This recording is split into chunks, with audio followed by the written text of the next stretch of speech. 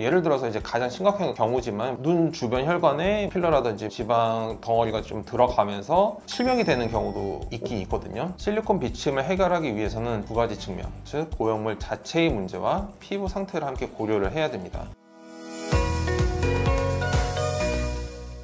안녕하세요. AB성형외과 마성환 원장입니다. 오늘은 코어 수술 후 간혹 발생할 수 있는 실리콘 비침 현상과 그 원인, 그리고 어떻게 해결할 수 있는지에 대해서 말씀을 드리도록 하겠습니다.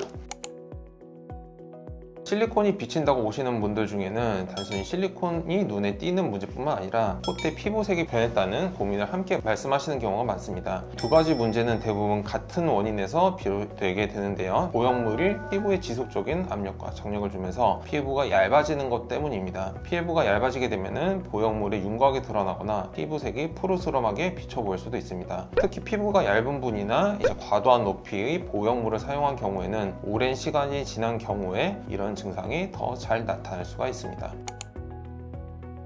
실리콘 비침을 해결하기 위해서는 두 가지 측면, 즉 보형물 자체의 문제와 피부 상태를 함께 고려를 해야 됩니다. 첫 번째 방법은 보형물을 아예 우리 조직으로 바꾸는 것입니다. 가장 대표적인 자가 조직으로는 엉덩이에서 채취한 자가 진피가 있고, 최근에는 기증 진피를 사용하는 경우도 있습니다. 하지만 어떤 분들은 실리콘 보형물을 유지하기를 원하시는 분들도 계시죠. 이런 경우에는 반드시 보형물의 높이를 낮춰야 되고 얇아진 피부를 보완하는 추가적인 처치가 필요합니다. 피부를 보완하는 방법으로는 측두근막 혹은 귀뒤 진피 또는 기증 진피 등을 이용해서 보형물과 피부 사이를 부드럽게 완충시켜주는 재료를 사용하는 작업이 필요합니다.